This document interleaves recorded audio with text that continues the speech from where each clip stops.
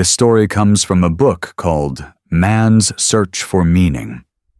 The author is Viktor Frankl, a psychiatrist and a survivor of Nazi concentration camps. The book has sold millions of copies. It has been translated into dozens of languages. Many people describe it as one of the most important books of the 20th century. Frankl wrote this book to answer one simple question. Why do some people survive extreme suffering while others give up? Before we continue, close your eyes for a moment. Imagine a cold morning. When you breathe, the air stings your lungs. You are standing in a long line. You are hungry. You are tired. You have lost everything.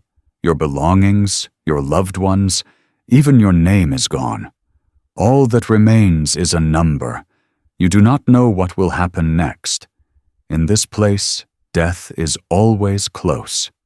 There is no hope for tomorrow. If you were trapped in such a world, would you still have the courage to keep living? Hold on to this question.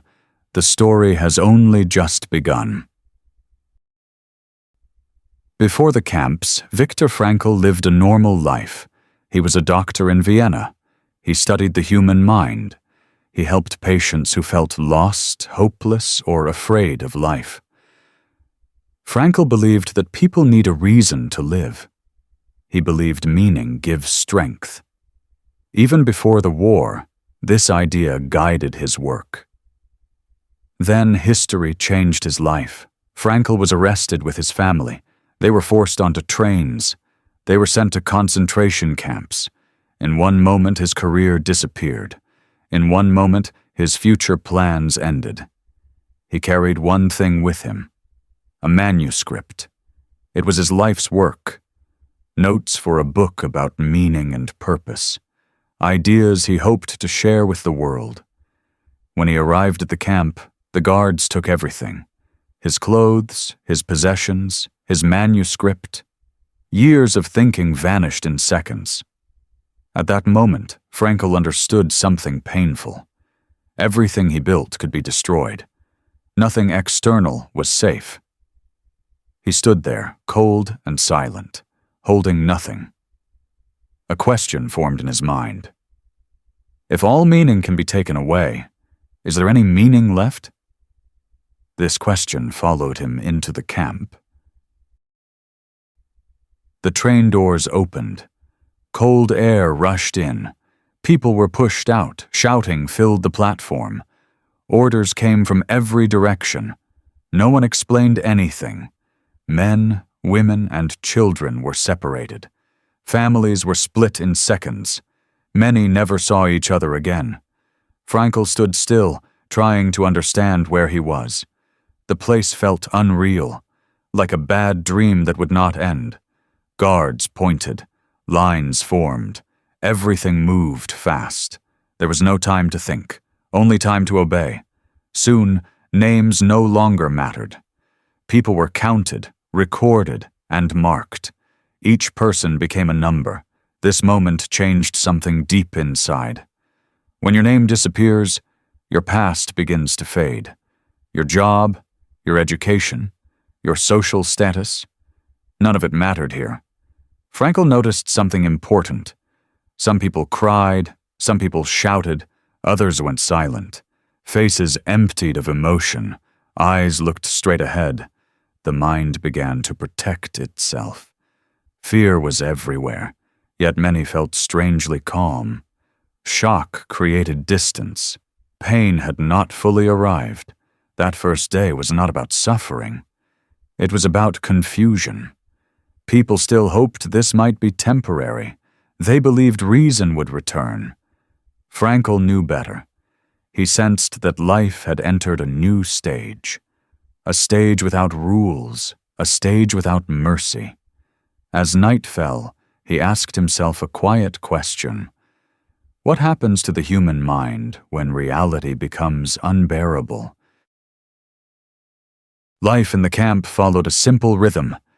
Wake up before sunrise, stand in the cold, work until the body shakes, sleep without rest, hunger never left, It stayed as the stomach. It stayed in the thoughts. It stayed in every dream. Cold cut through thin clothes. Shoes did not fit. Hands cracked and bled. The body grew weaker each day. Yet physical pain was only one part. There was also humiliation. People were shouted at, mocked, treated like objects. Privacy disappeared. Dignity faded. At first, many felt anger, then sadness. Later, something worse appeared. Numbness. Frankel noticed that emotions slowly shut down. People stopped reacting. Pain became normal. When suffering is constant, the mind tries to survive by feeling less. But even in this darkness, Frankel observed something strange. Not everyone changed in the same way. Some people became cruel. They pushed others aside. They took extra food when they could. Others did the opposite. They shared bread. They offered a kind word. They helped someone stand up. Both groups were starving.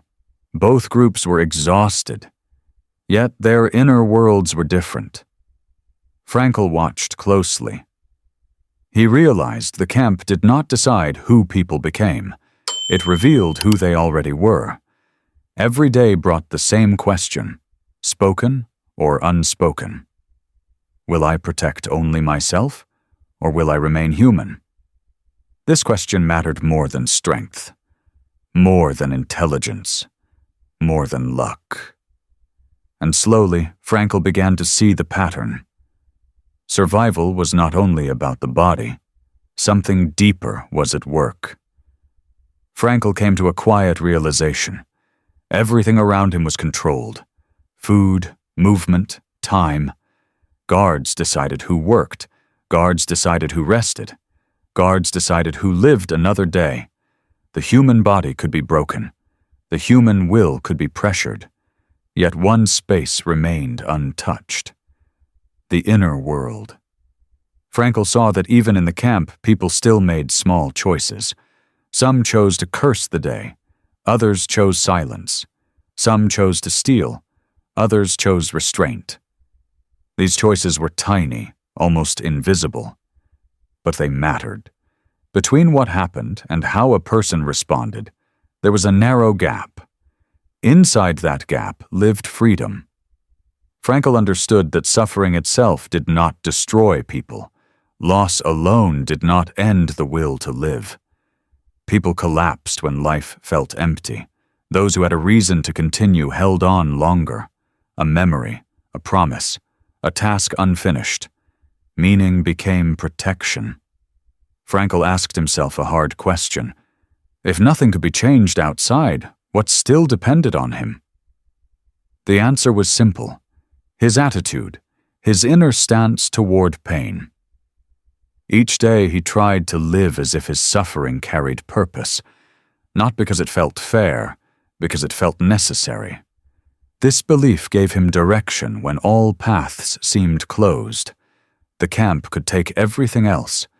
This choice remained his own, and it made all the difference. One day, while marching to work, Frankel's thoughts drifted. His body was cold. His stomach was empty. His feet moved without feeling. Then an image appeared in his mind. His wife. He did not know if she was alive. He did not know where she was. He had no proof that he would ever see her again.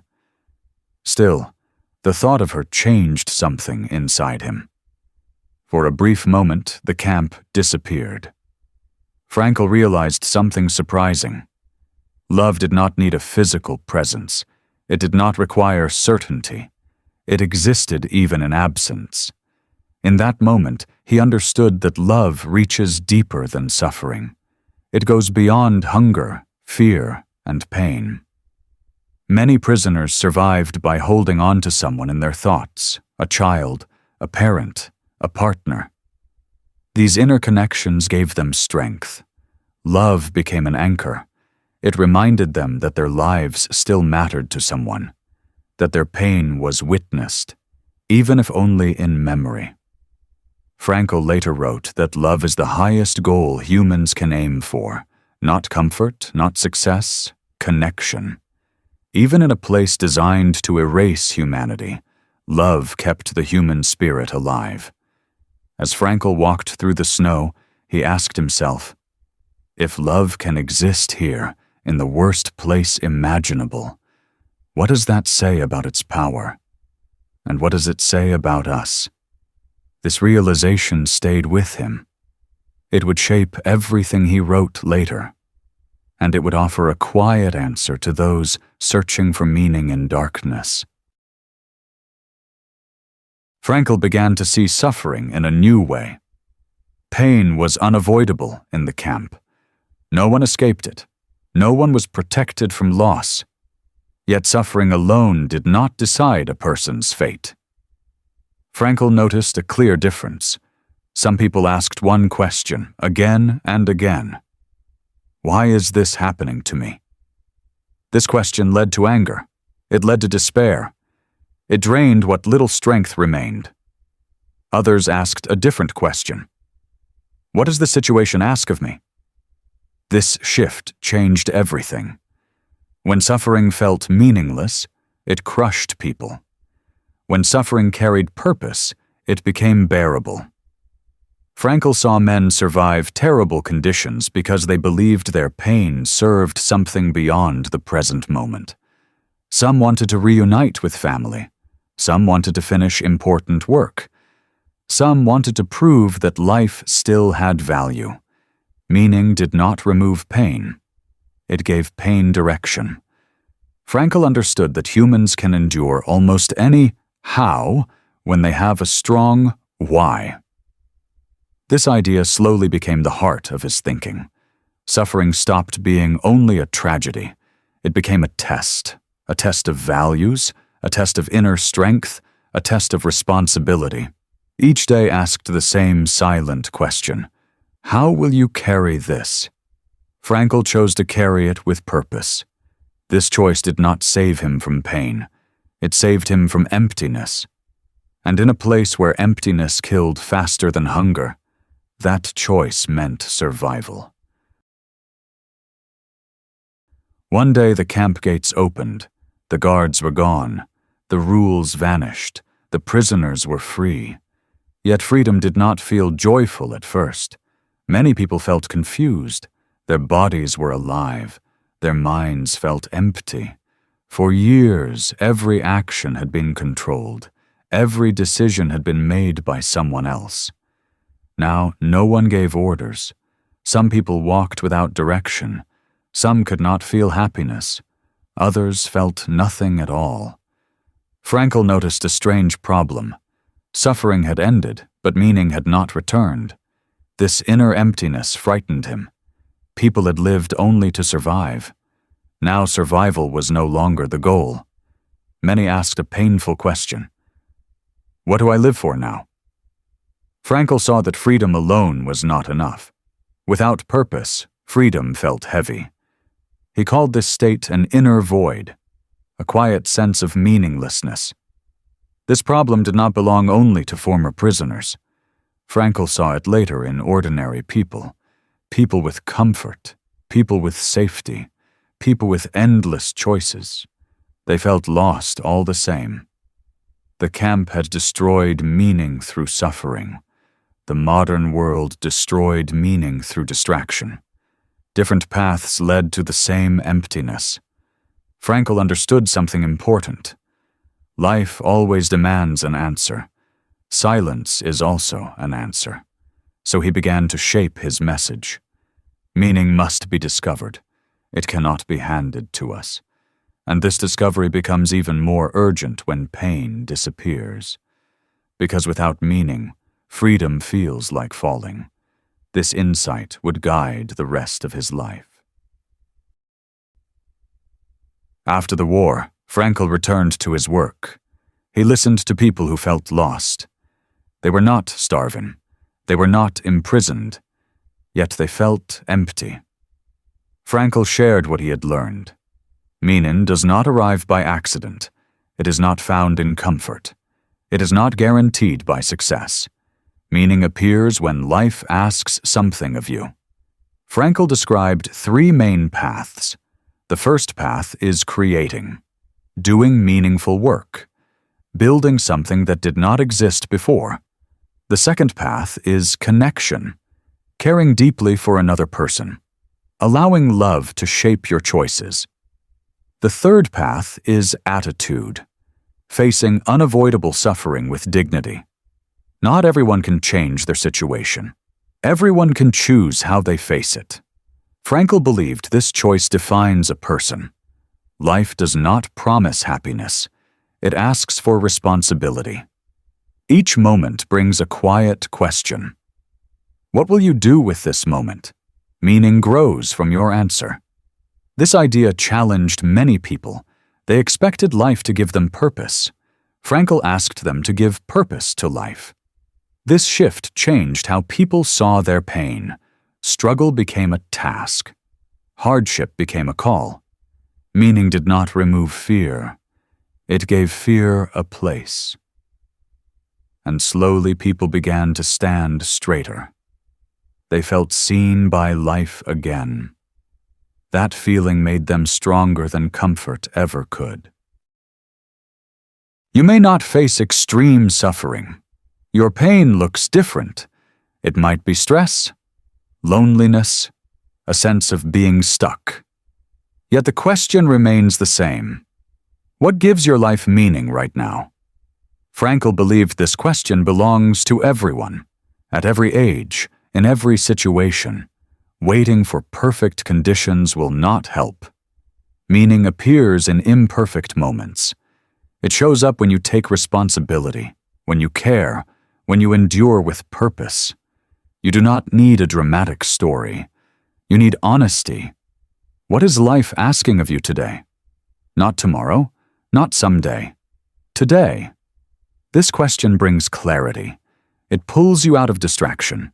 It anchors you in the present. Frankl showed that meaning can survive anywhere, even in the darkest places. When everything else is taken, this remains. The choice of how you stand. The choice of what you serve. As you leave this story, return to the question.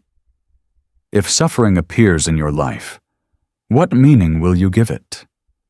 Your answer shapes more than your future. It shapes who you become. The story ends here. The question stays with you.